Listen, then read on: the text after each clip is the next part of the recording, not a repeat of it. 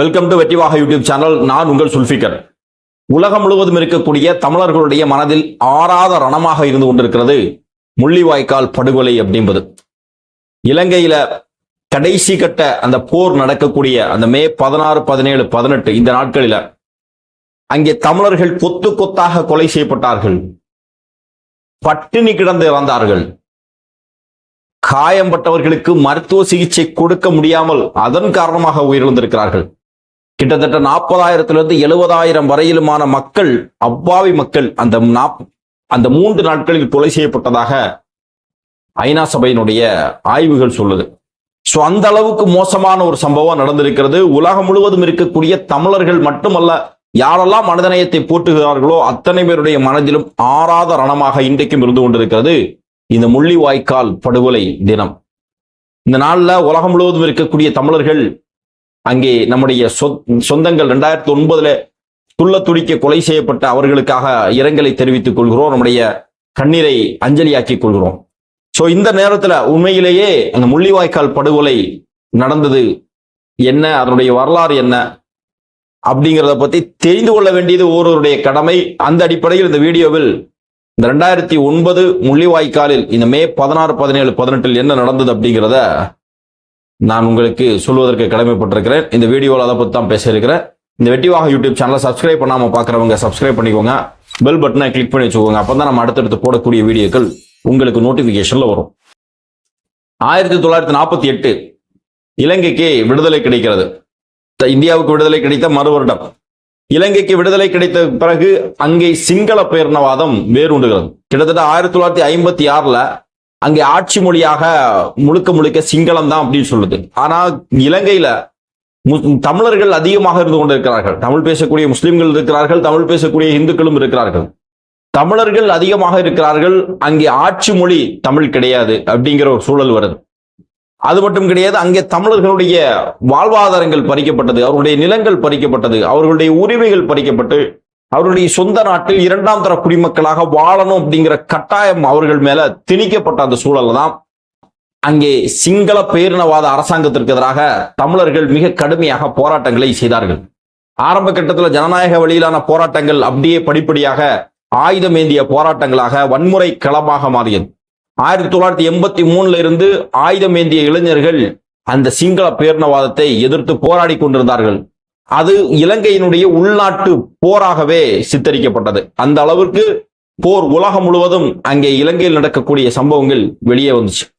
தமிழ்நாட்டில இருந்து, இந்தியாவில இருந்து கூட அன்றைக்கு ராஜீவ்காந்தியினுடைய அரசாங்கம் இலங்கையிலே நாங்கள் அமைதியை ஏற்படுத்துகிறோம் சொல்லி அதற்காக இந்திய ராணுவத்தை அனுப்பி அதன் காரணமாக ஏற்பட்ட அநியாயங்கள், துன்பங்கள் ஏராளம். அதெல்லாம் பேசணும்னா தனிக்கதையாக பேசணும். அப்படிப்பட்ட ஒரு சூழல்ல தான் எல்டிடின்னு சொல்லக்கூடிய விடுதலை புலிகள் இயக்கம் வேலுப்பிள்ளை பிரபாகரனுடைய தலைமையில கடுமையாக இந்த சிங்கள பேரினவாதத்தை, இந்த சிங்கள அரசை எதிர்த்து ஆயுதமேந்தி போர் செய்து கொண்டிருந்தார்கள். அந்த நேரத்தில் 2009 குறிப்பாக தீவிரவாதிகளை அழிக்கிறோம் அப்படின்னு சொல்லி, முழுமையான தீவிரவாத அழிப்பு நடவடிக்கை அப்படின்னு சொல்லி அந்த மிக கடுமையாக போர் நடந்து கொண்டிருக்கிறது எல்டிடிக்கும் சிங்கள இராணுவத்திற்கும். தீவிரவாதிகளை அழிக்கிறோம் சொல்லக்கூடிய அந்த அரசாங்கம் முழுக்க அப்பாவி தமிழர்களை கொத்து கொத்தாக கொலை செய்து வந்தார்கள். அந்த நேரத்துல தான் தமிழ்நாட்டில் மிக கடுமையான போராட்டங்களை இந்த தமிழ்நாட்டில் இருக்கக்கூடிய அரசியல் கட்சிகள், வைகோ உட்பட, ஏன் திமுக கூட ஆரம்ப கட்டத்துல இலங்கையில் நடக்கக்கூடிய போர், இலங்கையில எல்டிடிக்கு இந்திய அரசாங்கம் ஆதரவு அளிக்கணும், அது மாதிரியான கோரிக்கைகள் எல்லாம் வைத்திருந்தார்கள். ஆனா இந்த கடைசி கட்ட போர் நடக்கக்கூடிய நேரத்துல தமிழ்நாட்டில் இருக்கக்கூடிய திமுக அரசாங்கம் ஒன்றிய காங்கிரஸோடு உடன்பட்டிருந்தார்கள். ஒன்றிய காங்கிரஸ் இலங்கை விஷயத்துல இது இலங்கையினுடைய இறையாண்மை சம்பந்தப்பட்ட பிரச்சனை, இங்க நம்ம மத்தியஸ்தம் பண்ண முடியும், ஆனால் இங்க இவர்களுக்கு சாதகமாக, குறிப்பாக எல்டிடிக்கு சாதகமாக, அவர்களுக்கு ஆதரவாக நம்ம நிற்க முடியாது அப்படிங்கிற ஒரு முடிவை எடுக்கிறார்கள். ஆனா உண்மையிலேயே வெளிப்படையாக அப்படி எடுத்திருந்தா கூட உள்ளுக்குள்ளாடி அங்கே இருக்கக்கூடிய சிங்கள அரசாங்கத்திற்கு இந்தியா உதவி செய்தது அப்படிங்கிற ஒரு குற்றச்சாட்டு எழுகிறது.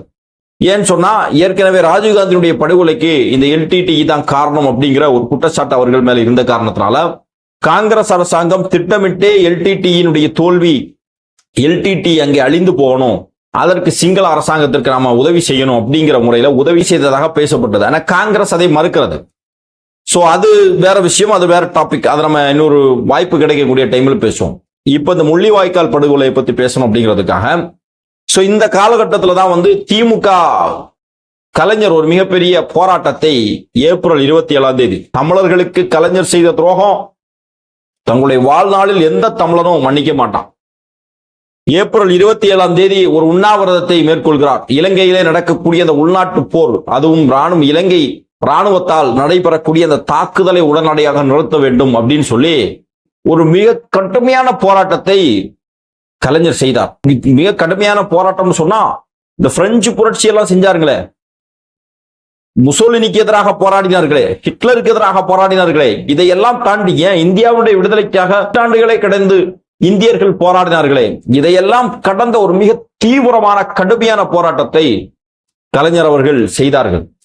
கலைஞருடைய அந்த போராட்டத்தினுடைய வடிவம் அப்படிங்கிறது எந்த தமிழரும் மறக்க முடியாத ஒரு செயல். அப்படி மிக கடுமையாக போராடி காலையில 6 மணிக்கு உண்ணாவிரதத்தை தொடங்கி மத்தியானம் 12:30 மணிக்கு உண்ணாவிரதத்தை முடித்துக் கொண்டு இலங்கையிலே போர் நிறுத்தம் செய்யப்பட்டு விட்டது, இலங்கை ராணுவம் போர் நிறுத்தத்தை செய்து விட்டது, இலங்கை அரசாங்கம் ஒப்புதல் கொடுத்து விட்டது என்று சொல்லி நம்முடைய ப. சிதம்பரம், அன்றைக்கு காங்கிரசுடைய அமைச்சராக இருந்த, இந்தியாவுடைய அமைச்சராக இருந்த ப. சிதம்பரத்தின் மூலமாக திமுகவுக்கு தகவல் தெரிவிக்கப்பட்டதாக சொல்லி காலையிலேயே 6 மணியிலிருந்து மத்தியானம் 12:30 மணி வரைக்கும் ஒரு உண்ணாவிரதத்தை நடத்தினார். அந்த உண்ணாவிரதத்தை நிறுத்தி கொண்டார். சுகர் பேஷண்ட் கூட அவ்வளவு நேரம் சாப்பிடாம இருந்தா அவனுக்கு எந்த பிரச்சனையும் வராது. ஆனா கலைஞர் அப்படி ஒரு உண்ணாவிரதத்தை செஞ்சு அங்கே போர் நின்று விட்டது, முடிந்து விட்டது அப்படின்னு சொல்லியிருந்தாரு. இது இலங்கையில் இருக்கக்கூடிய தமிழர்களுக்கும் இந்தியாவில் இருக்கக்கூடிய தமிழர்களுக்கும் ஒட்டுமொத்தமாக உலகம் முழுவதும் பரவி கிடக்கக்கூடிய தமிழர்களுக்கும் ஒரு ஆசுவாசத்தை ஏற்படுத்துச்சு. அந்த நேரம் தான் இலங்கை ராணுவம் ஒரு விஷயத்த சொல்லுது. முள்ளிவாய்க்கால் அப்படின்னு சொல்லக்கூடிய இடம் இருக்கிறது, அது வடக்கு இலங்கையினுடைய ஒரு கடற்கரை கிராமம். முள்ளிவாய்க்கால் சொல்லக்கூடிய இடம் அது வந்து 0 ஃபயர் ஜோன் அப்படின்னு சொல்லுவாங்க. அதாவது பாதுகாப்பு மண்டலம். அங்க ராணுவம் எந்த தாக்குதலையும் நடத்தாது. அப்பாவி பொதுமக்கள், சாதாரண பொதுமக்கள், அதாவது இலங்கை ராணுவத்திற்கும் இலங்கையில் இருக்கக்கூடிய அந்த விடுதலை புலிகளுக்கும், தமிழர்கள் விடுதலை புலிகளுக்கும் இடையே நடக்கக்கூடிய போர், இங்க அப்பாவிகள் பாதிக்கப்படக்கூடாது அப்படின்னு சொன்னா அந்த அப்பாவிகள் பொதுமக்கள் அத்தனை பேருமே தயவு செஞ்சு இந்த முள்ளிவாய்க்கால் சொல்லக்கூடிய இடத்துல இணைஞ்சிருங்க அப்படின்னு சொல்லி அறிவிப்பு கொடுக்கப்படுகிறது. அப்ப அந்த முள்ளிவாய்க்கால் இடம் நமக்கு சேஃப் அப்படின்னு சொல்லி எல்லாருமே போய் மக்கள், கிட்டத்தட்ட லட்சக்கணக்கான மக்கள் இங்க ஒரு இடத்துல போய் கூடுறாங்க. சமீபத்துல காசாவில் நடந்த போர் உங்களுக்கு தெரியும். ஆல் ஐஸ் ஆன் ரஃபா அப்படின்னு சொல்லி நம்ம எல்லாமே ஹேஷ்டாக் போட்டு அந்த ரஃபாவுல மக்களுக்கு, பாதிக்கப்பட்ட மக்களுக்கு ஆதரவாக தெரிவித்தோம். அதாவது இந்த இடத்துல போர் நடக்காது, இந்த இடத்துல குண்டுமலை பொழியாதுன்னு சொல்லி அறிவிப்பு செஞ்சு அந்த இடத்துல டென்ட் போட்டிருந்த மக்கள் மத்தியில் மேல குண்டுமலையை பொழிந்தது இஸ்ரேலிய ராணுவம். அதன் காரணமாக பல டெண்டுகள் எரிஞ்சு பிஞ்சு குழந்தைகள் கொலை செய்யப்பட்டார்கள், இறந்தார்கள். அதே மாதிரி அதை விடவும் மோசமான ஒரு சம்பவமாக இந்த முள்ளிவாய்க்கால், இந்த இடத்துல குண்டுமலை பொழியாது, இந்த இடம் பாதுகாப்பான இடம்னு சொல்லி அறிவிப்பு செஞ்சு அங்க எல்லாரையும் மக்களை வர வச்சு இந்த எலிப்பொறி மாதிரி பொறி வச்சு பிடிக்கிறது மாதிரி ஒட்டுமொத்த மக்களையும் ஒரு இடத்துல வர சொல்லி அங்கே குண்ட போட்டு அந்த மக்கள் கிட்டத்தட்ட 40,000 to 70,000 நபர்கள் கொலை செய்யப்பட்டிருக்கிறார்கள். எவ்வளவு மோசமான ஒரு சம்பவம் பாருங்க, எவ்வளவு பெரிய மனித உரிமை மீறல். இப்படிப்பட்ட ஒரு மனித உரிமை மீறலை செஞ்ச ராஜபக்ஷ இதுவரையிலும் தண்டிக்கப்படவில்லை அப்படிங்கிறதா மிகப்பெரிய வருத்தம். அன்னைக்கே மிகப்பெரிய அளவுல மக்கள் போராடினார்கள். சர்வதேச நீதிமன்றத்துல ராஜபக்ஷவை நிறுத்தி அவரை தூக்கு தண்டனை கொடுக்கணும், எப்படி ஈராக்ல சதாம் ஹுசேனுக்கு கொடுத்தார்களோ அதே மாதிரி சர்வதேச நீதிமன்றத்துல ராஜபக்ஷவை போர் குற்றவாளியாக அறிவித்து அவர் தூக்குல போடப்படணும் அப்படின்னு சொல்லி மிகப்பெரிய அளவுல அரசியல் கட்சிகள், சமூக ஆர்வலர்கள், மனித உரிமை போராளிகள் எல்லாம் போராடுறார்கள். ஆனா அதையெல்லாம் இன்னைக்கு ஐநா சபை கண்டுக்கல, உலக நீதிமன்றங்கள் கண்டுக்கல, சர்வதேச நாடுகள் இதை பத்தி எதுவுமே பார்க்கல. இன்னைக்கு கூட அதை பத்தி பேசுவதற்கு எல்லாருக்குமே தயக்கம் இருக்கிறது. நாம கூட அதை மறந்துட்டோம் அப்படின்னு தான் சொல்லணும். அப்படிப்பட்ட சூழல்ல தான் இன்னைக்கு இந்த மே 18 இந்த முள்ளிவாய்க்கால் நினைவு படுகொலை தினத்துல நாம இருந்துகிட்டு இருக்கிறோம். தமிழர்களுக்கு நடந்தது ஒரு மிகப்பெரிய அநீதி அப்படிங்கிறத தாண்டி அது ஒரு மிகப்பெரிய துரோகம். போர் அப்படின்னு சொன்னா நேருக்கு நேர் நின்று வீழ்த்தி இருக்கணும். ஆனா அந்த கோடை சிங்கள பேரினவாதம் அதை செய்யாம இங்க வந்தா உங்களுக்கு இந்த ஜோன் உங்களுக்கு பாதுகாப்பான இடம்னு சொல்லி ஒட்டுமொத்தமாக மக்களை வரவழைத்து அந்த இடத்துல அவர்களை ஒட்டுமொத்தமாக படுகொலை செய்திருந்தார்கள். 2009 இந்த கடைசி கட்ட போர்லாம் நடக்கக்கூடிய டைம்ல எல்லாம் நமக்கெல்லாம் அந்த அளவுக்கு இந்த செய்திகள்லாம் படிக்கும் போது மனம் வெதும்பி போயிருந்துச்சு. இன்னும் சொல்ல போனா இன்னைக்கு அரசியல் களத்துல நாம வருவதற்கு காரணமே 2 மிக முக்கியமான பிரச்சனைகள் தான். ஒன்று, சிங்களம் ராணுவம் தமிழர்களுக்கு எதிராக செய்த படுகொலை. அந்த காலகட்டத்தில் அந்த படுகொலைகளுக்கு எதிராக நடைபெற்ற பல போராட்டங்கள்ல ஆர்ப்பாட்டங்கள்ல அன்னைக்கு மாணவராக இருக்கக்கூடிய டைம்ல நான் கலந்துக்கிட்டேன்.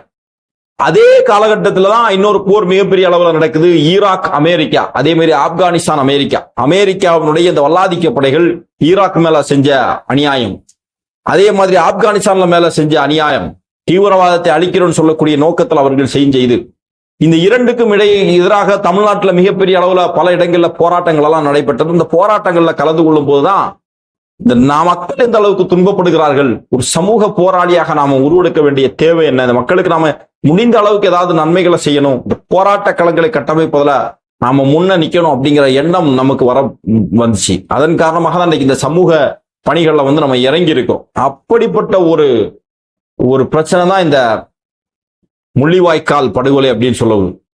ரத்தமும் சதையுமாக நம்ம கண்ணு முன்னாடி நம்முடைய தமிழ் சொந்தங்கள் துடிக்க படுகொலை செய்யப்பட்டதை பார்த்து நம்மளால எதுவுமே செய்ய முடியாத கையறு நிலையில இருந்த ஒரு சூழல் அது. அதிகபட்சமாக ஒரு போராட்டத்தை நடத்தி இருப்போம். அதை தாண்டி வேற எதுவுமே மக்களுக்கு செய்ய முடியல. இன்றைக்கு 16 ஆண்டுகள் கடந்து இன்றைக்கும் அந்த தினத்துல நம்முடைய மனங்கள் குமுறி கொண்டிருக்கிறது. முள்ளிவாய்க்காலில் படுகொலை செய்யப்பட்ட அந்த தமிழர்களுக்காக நீதி கேட்டு போராடுவது ஒவ்வொரு தமிழருடைய கடமையாக இருந்து கொண்டிருக்கிறது. சில பேருக்கு எல்டிடி மேல மாற்று கருத்துக்கள் இருக்கலாம், சில பேருக்கு விடுதலை புலிகள் மேல மாற்று கருத்து இருக்கலாம், சில பேருக்கு இலங்கை ராஜபக்சே மேல மாற்று கருத்து இருக்கலாம். அதையெல்லாம் தாண்டி அங்கே நடந்தது ஒரு சர்வதேச போர்க்குற்றம். அங்கே நடந்தது ஒரு போர்க்குற்றம். சர்வதேச நீதிமன்றத்தில் நிக்க வச்சு ராஜபக்சவை தண்டித்திருக்க வேண்டும். அதுதான் தமிழர்களுக்கு இந்த உலகம் கொடுக்கக்கூடிய நீதியாக இருந்திருக்கணும். ஆனா அப்படி எந்த நீதியுமே அவர்களுக்கு கொடுக்கப்படவில்லை. சர்வதேச நாடுகள், பல நாடுகள் ராஜபக்சேவுக்கு ஆதரவாக தான் இருந்துச்சு.